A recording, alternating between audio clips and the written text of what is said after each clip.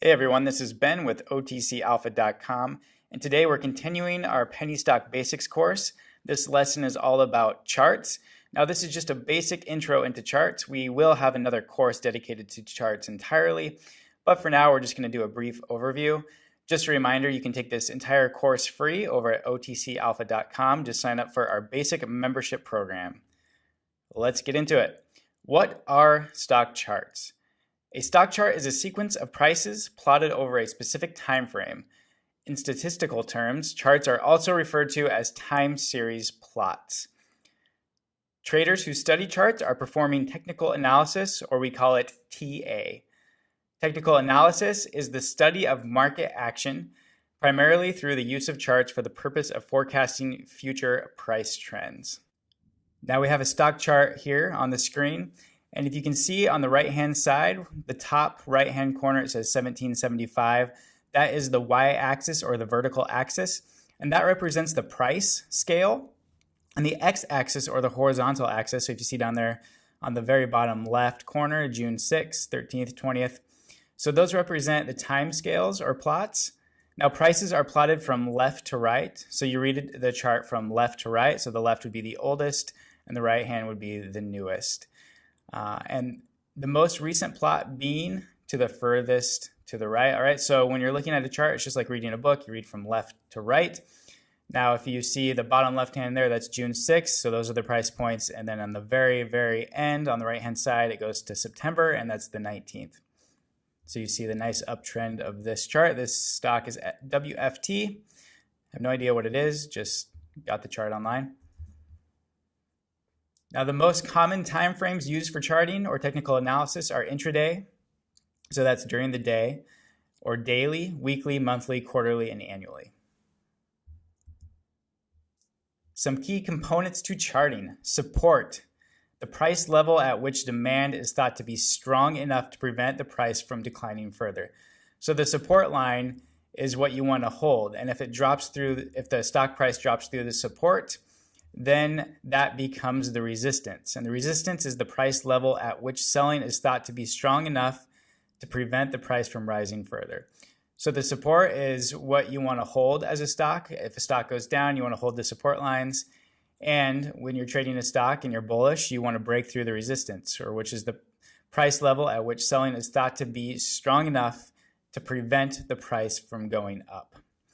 Now these trend lines, they connect two high points, and that'd be an uptrend, or two low points, and that's a downtrend. And these lines, when you draw them on the chart, these will establish your support and resistance levels. So that's how you know what these levels are. Now, once again, this is just a basic overview. You're probably having lots of questions right now. And this lesson is just to briefly explain the basic fundamentals of charting.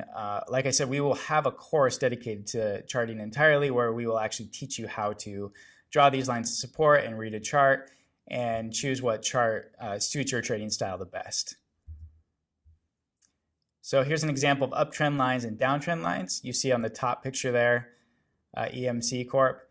You see all those support levels right there. We see those little dips, kind of makes like a U. See, those were the stock dipped to that level and then went back up.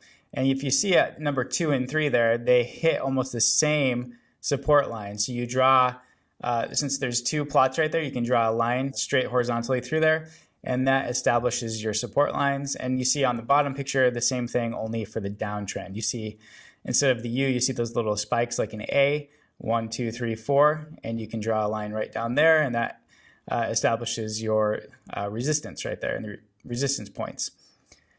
All right, so that's basic uptrend lines and downtrend lines and how you draw them. There are three main types of charts. We have bar charts, line charts, and candlestick charts. I personally use candlestick charts when I use charts on occasion. Line charts, here's an example.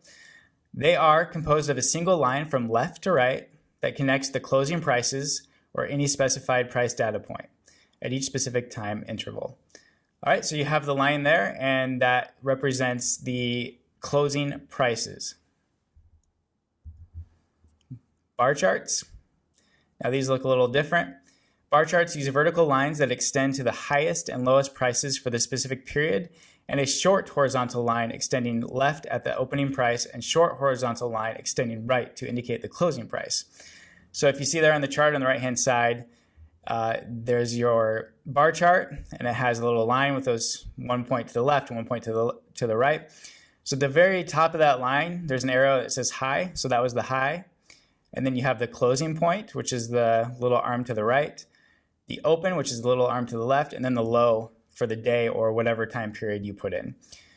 So this stock chart looks like it's a weekly. See that you have the 20th, the 27th, and then 18th, 24th. So this looks like a weekly chart. So that's how they're plotting it on this one. But anyway, hopefully that makes sense. That's why you have all those little weird bar-looking things jutting out from the straight line.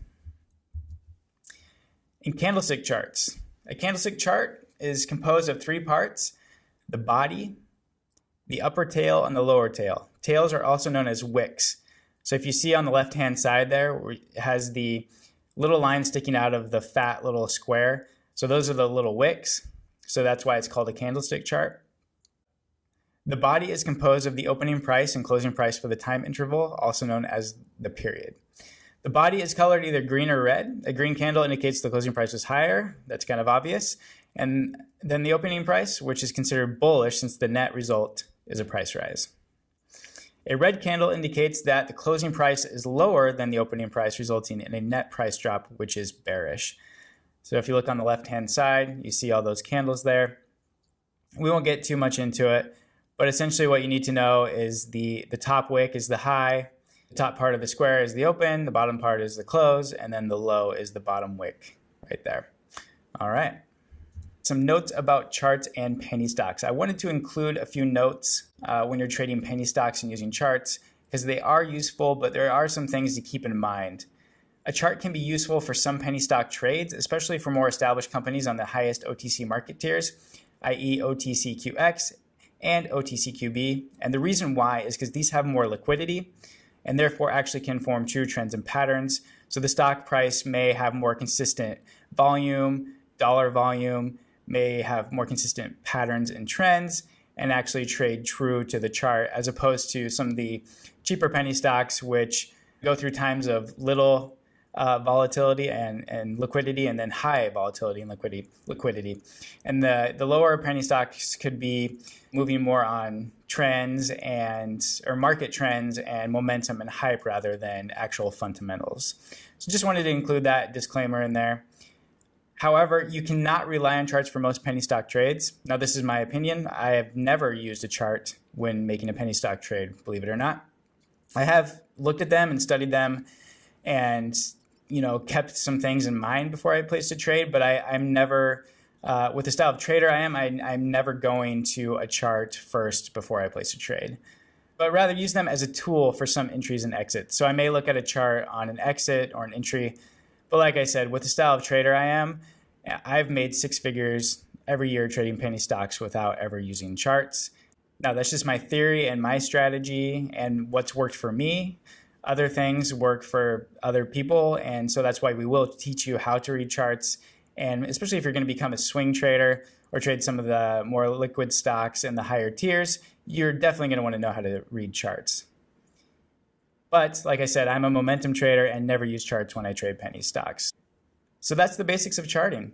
If you want to complete this entire course called Penny Stock Basics, just go to OTCalpha.com and sign up for our basic membership, and you can take it absolutely free.